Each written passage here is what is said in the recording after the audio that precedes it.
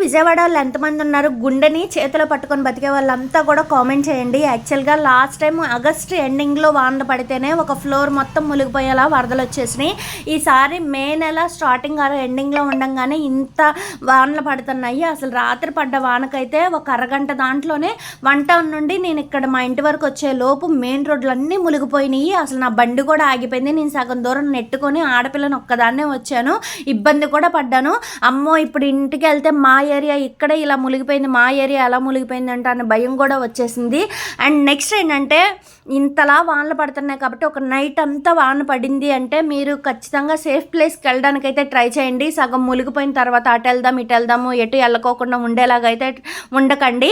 ముందుగానే కొంచెం సేఫ్గా కేర్ఫుల్గా అయితే ఉండండి. అలాగే గవర్నమెంట్ కూడా కొంచెం ఏమైనా ఇలా కట్టలు అవి ఉన్న చోట కొంచెం కేర్ఫుల్గా తీసుకొని ఏమైనా ఉంటే బాగుందని అనిపిస్తుంది. మళ్ళీ ఇలా జరగకోకుండా వీడియో నచ్చితే లైక్ అండ్ షేర్